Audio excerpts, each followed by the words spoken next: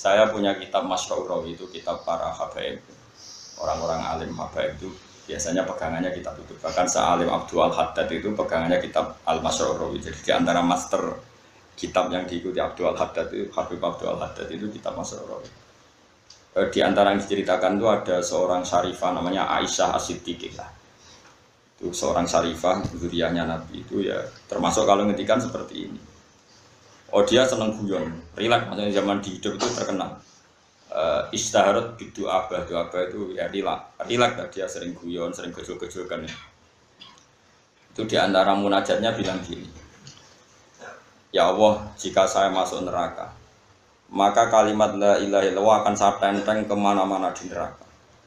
Dan akan saya katakan ini loh hukum yang aneh. Masa orang melafalkan la ilaha illallah masih masuk neraka? Neraka itu goblok ya, kalimat la ilaha illallah kok diobong. Itu wong ora sopan maksudnya ora sopan. Itu ada syiddatul hirah. Mereka sangat-sangat mencintai Allah, sangat mencintai kalimat thayyibah. Mereka tidak bisa membayangkan kalau kalimat thayyibah itu bisa diinjak-injak oleh api neraka. Mulane Nur Malik ilmu neraka itu aneh. Awas kena ilmu neraka. Wong aneh berarti kena. Saya punya analogi begini, ini rumah tenang. Tapi sampean jangan menganggap omongan saya hukum, bisa saja ini pas jadab. Gue yang agak ngono ibu-ibu, kenapa?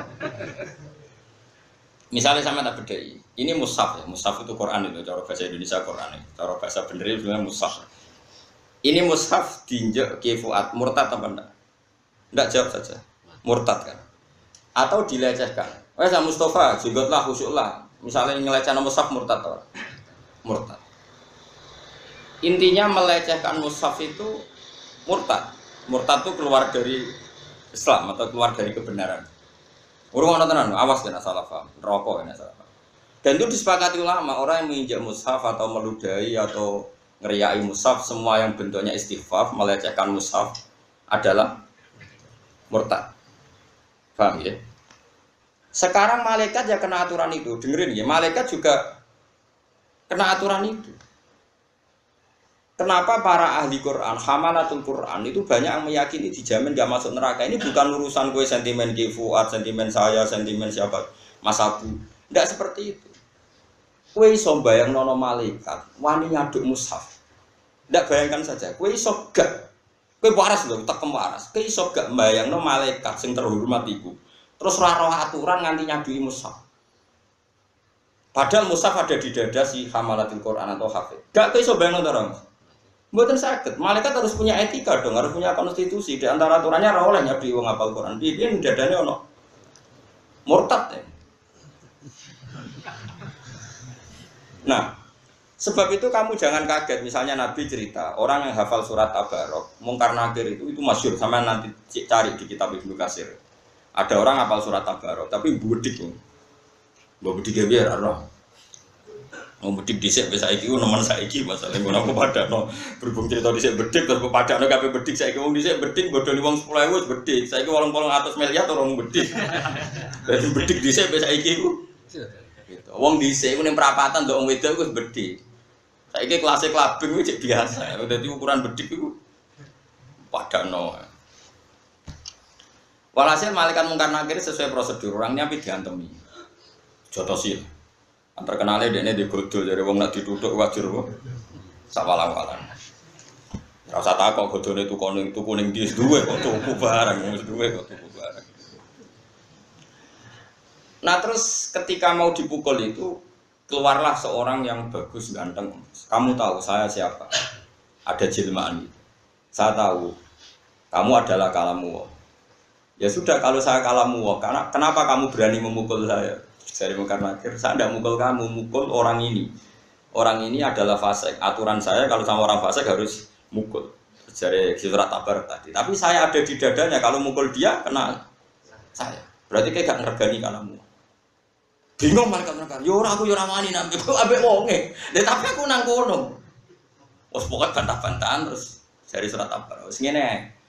Kowe ora ngarah iso di keputusan, nek lapor pangeran. Yo lapor pangeran. Bareng lapor pangeran. Maka Nakir kondo, ini ada problem mesti cerita. Ini ada problem. Ini kan di luar dugaan ini ada sedikit problem. Orang ini tak seksa gak mau yang melindungi surat Tabarok. Di situ hanya satu surat Tabarok. Mau cari riwayat kulhu saya sebetulnya kan lebih gampang. Tapi riwayatnya kafe tabar kok genting. Sebenarnya kalau nuruti selera saya ini riwayat itu kulhu saja supaya lebih mudah dihafal. Tapi mau sok sanad kok dirubah-rubah. Tabarak Mustafa serata mikir. Sudah mati setelah aku Mas yo. Jadi misalnya mati Senin, Ahadnya store. Bukan store kesuwen lali nih. Ya, mati Senin store apa? Ahad, kok saiki kok ben lali, semantokno anak semua lali deh. Wis bandar-bandar semater pangeran. Ya Allah, jika saya sebagai kalamuka tidak bisa mensafati orang ini, orang yang menghafal saya, bahkan dia tidak tidur karena saya, punya kesibukan tetap ngaji saya, sampai dia tidak lupa sampai sekarang. Hapuskan saya, anni min kitabil. Aku aduk ora sebagai kitab buka ya. Aku ora usah dadi surat tabarak. Wis dadi makhluk biasa, ora usah dadi kalamuka. Timbang dadi kalamuka ya ora keren ra iso nyafaati ya kok. Tiang niki. Terus Allah ngendikan, wis wong iku wekmu. Terus disafaati hatta dakhalal.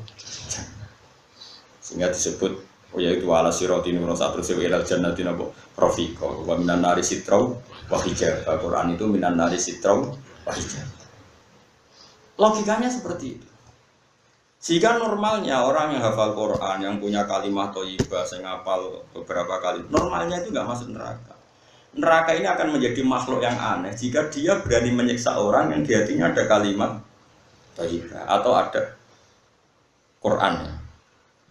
Makanya Kanjeng Nabi ya sering ngendikan neraka mletene ngono Allah itu jenenge ra usah wedi wa innan nar lam taqul asar sujud. Nabi itu berkali-kali ngendikan ketika cerita orang-orang mukmin yang masuk neraka, Nabi masih ngendikan wa innan nar lam taqul asar sujud, tapi neraka ora wani mangan asarus. Nah, kemudian asarus sujud itu kata sebagian ulama baduk, mergo rata-rata baduk itu ngecap macam-macam lah, mergo kakean sujud. Dari Imam Nawawi yang ngarang kitab Masmu, itu tidak benar pendapat itu. Orang sujud itu melibatkan 7 anggota, yaitu 2 tangan, 2 rukbaten, 2 kodamen. Harusnya jangan hanya batuk, tapi ya batuk, yaden, rukbaten, kodamen anggota 7. Lah anggota 7 wae iso ngadeg mergo anggota yang lain. Kudune yo kabeh. Pokoke malah hasil itu gak sido. Malah hasil itu gak sido. Wah, cocok banget ngono iki. Lha kesempatan cocok. Sebab itu, ini cerita Kalamul Majidubin ya. Ini entah jadi syariat tanda terserah jenengan. Ini cerita Kalamul Majidubin. Makanya Burda itu dikarang orang hebat ya. Tapi sehebat-hebatnya orang ya itu tadi karena dia isek sama Allah berontok. Kadang ya jadi masyhur itu ngendikannya yang orang Burda itu. Seperti ini Bu. Ketika muji ayatul Rahman itu. Ketika dia meredaksikan Quran itu ayatul Rahman. Ayat-ayatnya Allah yang Maha Rahman. Nggih. Kula waca nggih. Intlat luha khifatan min harina rilatu atfa taharralatu min wiridiha siyami. Intat lu lamun maca sira ha ing ayatir Rahman, maknane Quran. Beliau pakai dhamir muannas karena beliau meredaksikan Quran itu ayatul Rahman. Ayatul Rahmani qadiyatan kursi. Pokoknya dia meredaksikan Quran itu ayatul Rahman karena sebagian istilahnya Quran itu ayat atas tenggene juz pinten selikur nggih sing bal dua ayatum bayyinatun fi suduril ladina utul ilm. Intatlu lamun maca sira ha ing ayatir Rahman manane Quran khifatan krana wedi min harrinari lagu sangka panase neraka lagu. Intas tuha khifatan min harrinari lagu mesti atfakta mesti mateni sira. Ora kok mungkin mateni atfakta mongko mateni sira harra lagu ing panase neraka lagu. Kowe nek wedi neraka gampang, wacana Quran mati. Wah itu logikanya seperti itu. Kalau kita haram nginjak mushaf, kita ini menjadi murtad karena melecehkan mushaf. Harusnya malaikat juga kena hukum dong kalau melecehkan orang-orang hamalatul Quran atau orang-orang yang bawa kalimat thayyibah. Kalau kita kena aturan hormat hafid, kenapa malaikat gak kena aturan hafid? Kok enak jadi malaikat bebas aturan? Bodoh-bodoh makhluk ada ini kebal hukum. Harusnya. Tapi terus ulama-ulama kata syurahul hadis para pensarah masalahnya Allah ngasep nyekso kowe tapi mati lali. Pas dites, kowe apal tenan, apal jae. Bolet. Ning dunya semaan lancar, bareng yang akhirat. Bolet. Iku probleme pengenan aku kurang pasal, tapi nyekso wong apal Quran gampang wae. Dites. Bolet. Tabarokal ladzi bi yadihi mulku wa huwa mandek. Apa? Wa ala kulli syai'in qadir. Rokok ganti. Qadir kok ganti khabir. Tahu. Alladzi khalaqal mauta wal hayata. Apa terus? Oh. Lalu setor ngarepe guru kadang luntir meneng ngarepe pangeran. Malah meriang, malah apa? Nah, semulane pangeran tak kurang coro, makanya kayak dongo sebuah Quran gak lali, ya. Mereka nak lali itu perkara. Asal gak lali aja nih aman. Tapi sing jamin rak lali itu sopong buat ini di akhir wal asri. Lagi, falahum ajrun ghairu mamnun wis ilal ladina amanu wa amilus sholihati wa tawasaw. Yang mau caya Yasin, saya mau ingkar selesai itu komitun gurilah ya komitun. Kok kembali lagi?